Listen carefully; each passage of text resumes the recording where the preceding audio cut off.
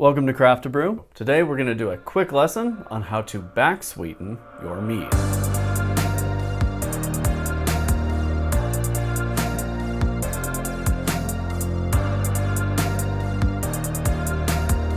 Here today we're starting with a finished mead. This mead has been all the way through primary fermentation, and as you can see, it's starting to settle there at the bottom and clarify. To do this, we're going to be using the Craft to Brew Backsweetening Kit, and this includes the honey that you're going to need to sweeten your mead up, as well as the stabilizers that prevent re-fermentation. So simply, we have the honey and our packet of stabilizers. We've got all of our gear and equipment sanitized using the no-rinse sanitizer that came with our mead kit. So we're going to transfer our finished mead from its primary vessel into secondary and add our stabilizers. Then 24 hours later, we'll be able to sweeten it up with some honey. Just like in our standard mead making practice, we're going to start the siphon by filling it with some water, and we're just going to fill the entire tubing with water and use that to pull the vacuum that will get gravity started on our siphon. Once your tube is full of that sterile water, go ahead and pinch off your hose clamp and then put your sanitized racking cane on the other end. Then we're going to remove our airlock. We're going to place our racking cane connected to our tubing in the primary fermentation vessel and open the hose clamp. As soon as the mead starts flowing out, we'll clamp that hose and move it over into our secondary vessel where we'll finish transferring the mead. Here we go.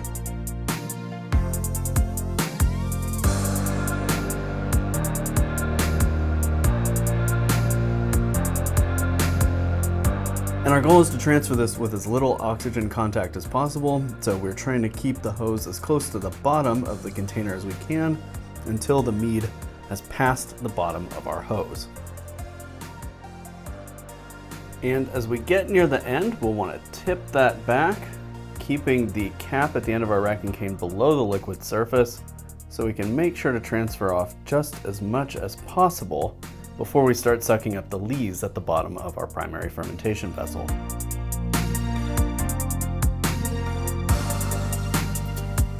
And now we're going to add the entire contents of our stabilizer packet directly to the carboy.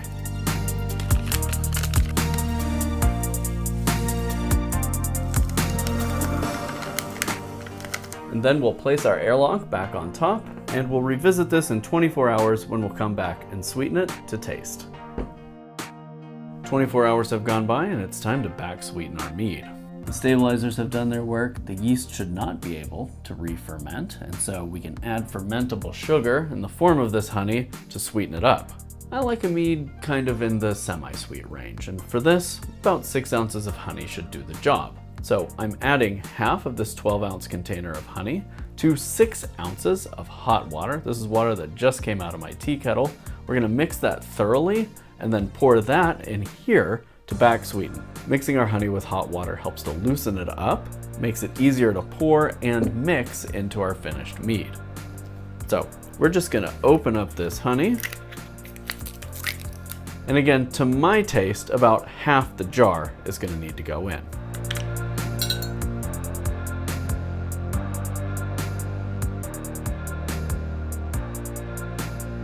The great thing about making your own mead is you can sweeten it however you want.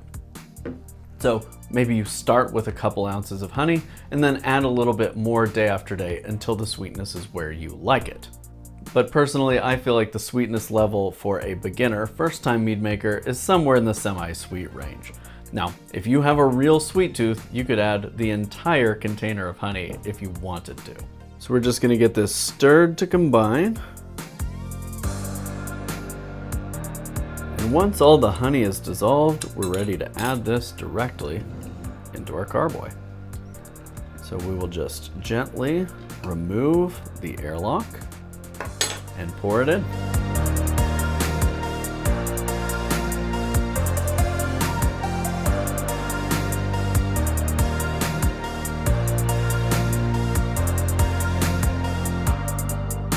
You might want to give it a gentle stir with a racking cane, or you can just gently swirl the mead to get the liquid moving.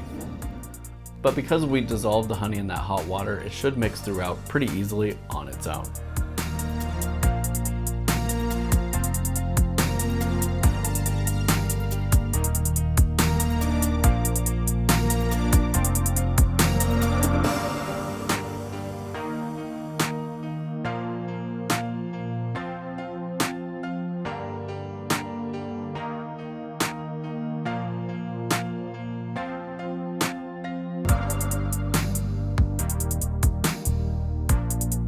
And as easy as that, we have 9 bottles of Backsweetened mead.